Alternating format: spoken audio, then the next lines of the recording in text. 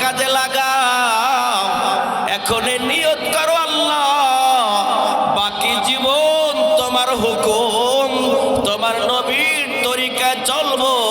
কারা কারা রাজি? নারায়ে তাকবীর, নারায়ে তাকবীর। আল কোরআনের আলো সংসদে জালো, তোমার নেতা আমার নেতা বিশ্ব নবী। হাত নামান। রাগ করতেছে? আমি আমার রাসূলুল্লাহর দলের লোক, আপনারা কার দলের লোক? আমি আমার রাসূলুল্লাহর দলের লোক, আপনারাও একই দলের লোক। হয়তোবা এই দুনিয়ায় চলতে ফিরতে গিয়া মাঝে মধ্যে হোঁচট খেয়ে পড়ে যায় মানুষ। হোঁচট খেয়ে যেইখানে পড়ে বাকি জীবন ওখানেই বসে থাকে নাকি উঠে দাঁড়ায়? তা আমরা হোঁচট খেয়ে জায়গায় পড়ে আছি কেন? জীবনে চলতে গিয়ে হোঁচট খেয়েছি, হোঁচট একবার খেয়েছি, দুইবার খেয়েছি, তিনবার খেয়েছি, আর আগামীতে হোঁচট খাওয়ার সুযোগ নাই। কথা বলো ঠিক কিনা? যদি আমি জাগতে পারি ইসলাম দেশ আর মানবতার জন্য, আমার ইজ্জত ফিদ দুনিয়া, দুনিয়ায় পাবো সম্মান, আল ফাউজু ফিল আখিরা, কিয়ামতের ময়দানে পাবো আল্লাহর পক্ষ থেকে চূড়ান্ত বিজয়, জান্নাতুল ফেরদাউস। কথা বলেন ঠিক কিনা? যুবক বন্ধু, যেই দোয়া তোমার জন্য, সেই দোয়া পুরা মানুষের জন্য, যেই দোয়া আলেমের জন্য, সেই দোয়া জাহেল মূর্খ ব্যক্তির জন্য, ধনীর জন্য যেই দোয়া, গরিবের জন্য একই দোয়া। যিনি মুফতি সাহেব তার জন্য যেমন দোয়া, যিনি একজন দিনমজুর তার জন্য তেমন দোয়া, কোটিপতির জন্য দোয়া। মিনহা খলাকনাকুম, পড়েন মিনহা খলাকনাকুম ফিহা নুঈদুকুম ওয়া মিনহা নুখরিজুকুম তারাতান উখরা। কথাটা বলছেন কি? আল্লাহর কথার কোনো পরিবর্তন হবে? ইন্নাকা লা তুখলিফুল মিআদ। আল্লাহ তাআলা কখনো ওয়াদা খেলাফ করে? আল্লাহ ওয়াদা খেলাফ করে না। যারা আল্লাহকে ভালোবাসে, পরকালকে ভালোবাসে, যাদের হৃদয়ের ভিতরে ঈমান আছে, আল্লাহর মহব্বত, পরকালের ভয় আছে, তারা জীবন দিতে প্রস্তুত হয়, ওয়াদা খেলাফ করে না। কথা বলেন ঠিক কিনা? যুবক বন্ধু, তোমার মতো একজন যুবক হজ করার জন্য মদিনায় রওনা দিয়েছে। সেই উটের পিঠে সওয়ার হয়ে পথ চলতেছে। দীর্ঘ সময় পথ চলার পরে উট ক্লান্ত হয়ে গেছে। মরুভূমির ভিতরে চলতে চলতে তৃষ্ণার্ত ক্ষুধার্ত হয়ে গেছে। আল্লাহর বান্দা যুবক মানুষ তার সওয়ারিটা খেজুরের বাগানে ছেড়ে দিয়া খেজুরের ছায়ায় আশ্রয় নিয়েছে। হঠাৎ করে ঘুমিয়ে পড়েছে। তার ছেড়ে দেওয়া উট খেজুরের বাগানের ভিতরে ঘাস খায়। ওই খেজুরের বাগানের যিনি মালিক অনেকদিন পর বাগান দেখার জন্য আসছে। অনেক সময় বুড়া মানুষ শখের বসে ফসল দেখতে যায়, আছে না নাই? এখন আর তার দ্বারা চাষাবাদ চলে না। লাঙ্গলের হাল ধরতে জানে না, গরুর ঘাস কাটতে জানে না, কোবাইতে পারে না, নিরাইতে পারে না। ছেলে সন্তান মানুষ দিয়ে এগুলো করায়। তারপরও যেহেতু একটা সময় সেই কাজগুলো করেছে, সম্পদের মায়ায় নিজের শক্তি না থাকলেও লাঠিতে ভর করে এরকম বুড়া মানুষ ধান খেতে, কলাই খেতে, গম খেতে, ভুট্টা খেতে এগুলা দেখতে যায়। কথা বলেন ঠিক?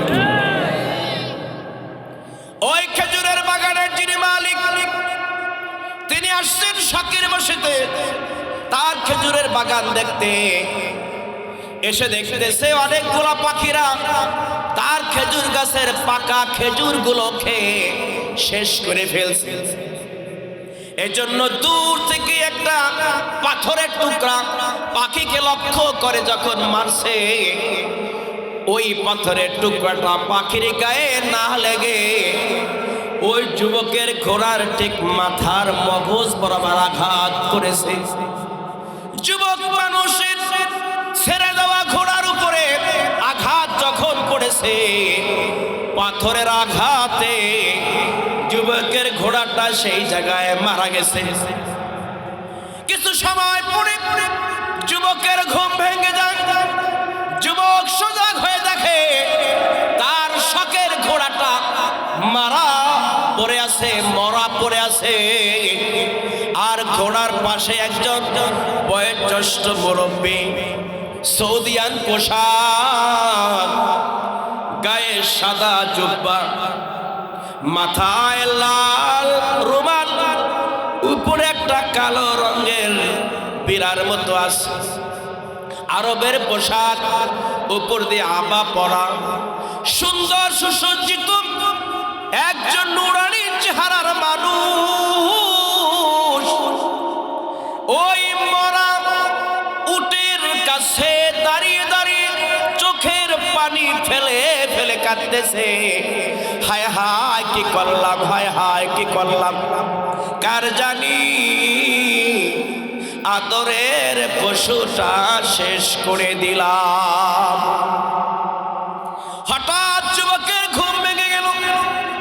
এবার যুবকটা চোখ খুলে দেখে রে, তার একমাত্র সওয়ারি, যেই সওয়ারির উপরে ভর করে করে উটের পিঠে চড়ে আল্লাহর নবীর রওজা মুবারক জিয়ারত করার জন্য যাব, ওই পছন্দের সওয়ারি মারা পড়ে আছে। পাশে একজন মুরব্বী দাঁড়িয়ে আছে। জিজ্ঞেস করা হলো, মুরব্বী আমার শখের উট কে মেরেছে? মুরব্বী জবাব দেয়, বাবা আমার আঘাতে তোমার উট মারা গেছে। এ আপনি করলেন কি? এই মরুভূমির ভিতরে আমি সওয়ারি কোথায় পাবো?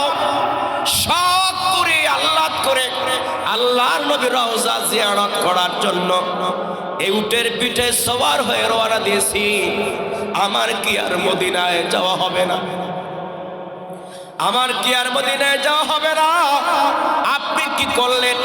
মনের দুঃখে বুড়া মানুষটারে যুবক মানুষ এমন ঝাঁকি মারছে, এক ঝাঁকিতে মুরব্বী বাবা সেইখানে ইন্তেকাল করেছে। বলেন ইন্না লিল্লাহি ওয়া ইন্না ইলাইহি রাজিউন।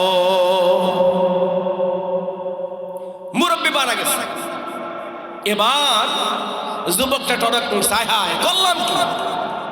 এত সুন্দর চেহারার মানুষ, সাদা পোশাক, মাথার উপর দিয়ে লাল রুমাল, আবার কালো একটা বিড়াল, উপর দিয়ে আবার আবার কত সুন্দর একজন ভদ্র মানুষ আমি হত্যা করলাম, নিশ্চয় আমার মস্ত বড় অপরাধ হয়েছে। এবার যুবকটা সেইখানে দাঁড়িয়ে নিজের অপরাধ স্বীকার করে করে কান্নায় ভেঙে পড়তেছে। ওই মুরব্বী বাবার সন্তান দুই ছেলে তার অপেক্ষায় আছে। বাবা গেল শখের বশত তার খেজুরের বাগান দেখবে। দীর্ঘ সময় হয়ে গেছে, এখনো বাবা কেন ফিরে আসে না? সেজন্য সন্তানেরা খুঁজতে আসছে বাবাকে। আইসা দেখে বাবার লাশ পড়ে আছে, পাশে একটা উট মরা পড়ে আছে, একজন যুবক সেইখানে দাঁড়িয়ে আছে। যুবককে প্রশ্ন করে, যুবক ভাই, আমার বাবাকে কে হত্যা করেছে? যুবক বলে, আমার ধাক্কায় তোমার বাবা এখানে হত্যা হয়ে গেছে, মারা গেছে। এবার ওই দুইজন যুবক ওই যুবকটাকে হাতে পায়ে রশি লাগায়া কাজীর দরবার, বিচারকের দরবার, আমিরুল মুমিনিন খলিফাতুল মুসলিমিন হযরত ওমর রাদিয়াল্লাহু তাআলা আনহুর দরবারে নিয়ে গেছে। জোরে জোরে বলেন সুবহানাল্লাহ। হযরত ওমর ফারুক রাদিয়াল্লাহু তাআলা আনহু তিনি কোন পক্ষে বিচার করবেন না, নিরপেক্ষ বিচার করবেন। কথা বলেন ঠিক কিনা? হযরত ওমর ফারুক রাদিয়াল্লাহু তাআলা আনহু তিনি নিজের দলের লোক হিসাবে কাউকে ছাড় দিবেন না, কোন বিধর্মীকে অত্যাচার করবেন না। ইসলাম বলে যিনি অপরাধী তাকে শাস্তি পেতে হবে, আর যিনি অপরাধী না তাকে বেকসুর খালাস দিতে হবে। কথা বলেন ঠিক কিনা?